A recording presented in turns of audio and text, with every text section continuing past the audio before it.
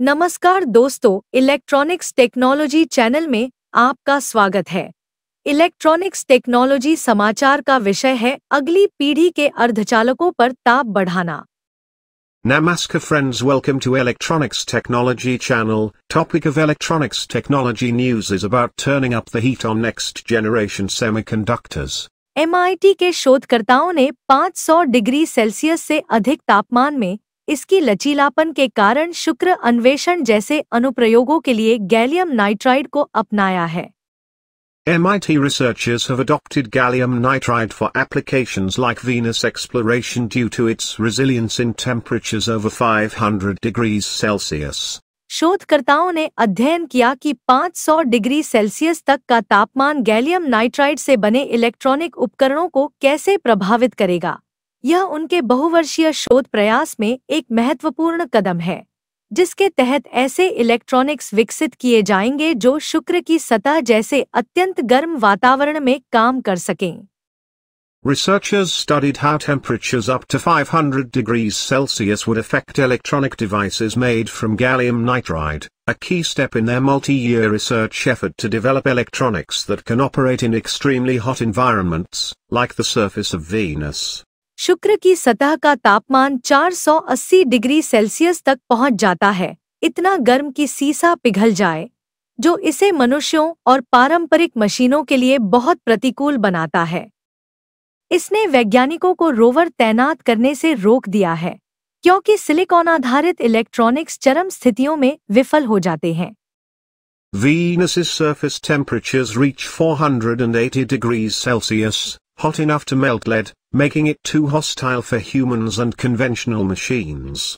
This has prevented scientists from deploying rovers, as silicon-based electronics fail under extreme conditions. MIT के शोधकर्ताओं ने हाल ही में उच्च तापमान वाले अनुप्रयोगों के लिए गैलियम नाइट्राइड को अपनाया है, जैसे कि शुक्र ग्रह की खोज, क्योंकि इसमें 500 डिग्री सेल्सियस से अधिक तापमान को झेलने की क्षमता है।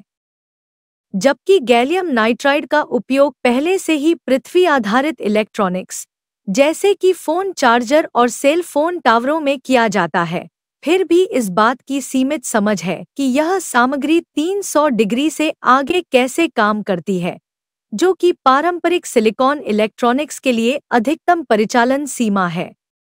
Researchers from MIT have recently adopted gallium nitride for high-temperature applications, such as exploring Venus, due to its ability to withstand temperatures exceeding 500 degrees Celsius. While gallium nitride is already employed in Earth-based electronics, such as phone chargers and cell phone towers, there is still limited understanding of how this material performs beyond 300 degrees, the maximum operational threshold for traditional silicon electronics. तापमान बढ़ाना। शोधकर्ताओं ने gallium nitride उपकरणों के निर्माण के लिए मिट.नैनो सुविधाओं का उपयोग किया, जिन्हें स्थानांतरण लंबाई विधि संरचना के रूप में जाना जाता है, जिसमें सामग्री और संपर्क प्रतिरोध को मापने के लिए प्रतिरोधकों की एक श्रृंखला शामिल है। उन्होंने दो सामान्य तकनीकों का उपयोग करके ओमिक संपर्क लागू किया, एक गैलियम नाइट्राइड पर धातु जमा करने के बाद 30 सेकंड के लिए 825 डिग्री सेल्सियस पर एनीलिंग करना, और ओहियो स्टेट की एक टीम, जो गैलियम नाइट्राइड के कुछ हिस्सों को हटाकर अत्यधिक डोप किए गए गैलियम नाइट्राइड से बदल देती है, जो बेहतर करंट कंडक्शन की सुविधा प्रदान करता है।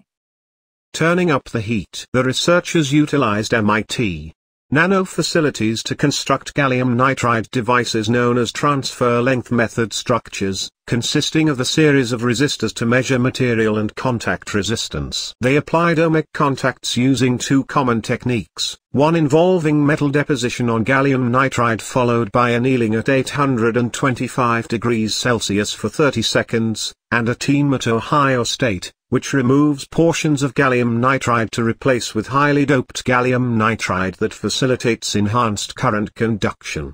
एक व्यापक दृष्टिकोण। अपने शोध में उपकरणों को दो परीक्षण विधियों से गुजारा गया।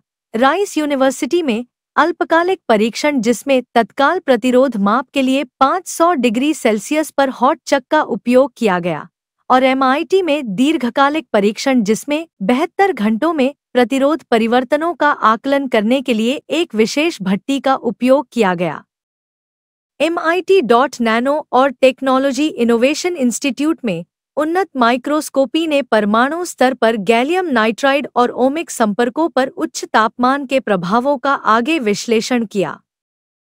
निष्कर्षों से पता चला कि संपर्क प्रतिरोध 48 घंटों तक 500 डिग्री पर स्थिर रहा और पुनर्विकास प्रक्रिया के साथ प्रदर्शन में सुधार हुआ। हालांकि भट्ठी में 48 घंटे के बाद सामग्री का क्षरण शुरू हो गया। सुरक्षात्मक इंसुलेटर जोड़ने जैसे दीर्घकालिक स्थायित्व को बढ़ाने के प्रयास जारी हैं। ये जानकारियां उच्च तापमान वाले गैलियम नाइट्राइड ट्रांजिस्टर विकसित करने के लिए महत्वपूर्ण हैं।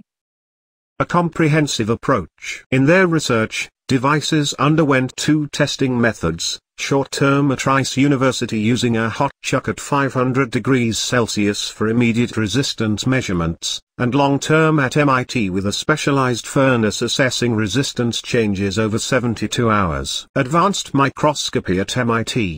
Nano and the Technology Innovation Institute further analyzed the effects of high temperatures on gallium nitride and omic contacts at the atomic level. Findings indicated that contact resistance remained stable at 500 degrees for 48 hours, and performance improved with the regrowth process. However, material degradation began after 48 hours in the furnace. Efforts to enhance long-term durability, such as adding protective insulators, are ongoing. These insights are crucial for developing high-temperature gallium nitride transistors. क्या आपको यह video पसंद आया? कृपया subscribe करें, share करें, like करें और मेरे इलेक्ट्रॉनिक्स टेक्नोलॉजी चैनल की सूचनाएं पाने के लिए बेल आइकन दबाएं और मेरे चैनल को खोजने के लिए कृपया @electronicsTechnology50 लिखें।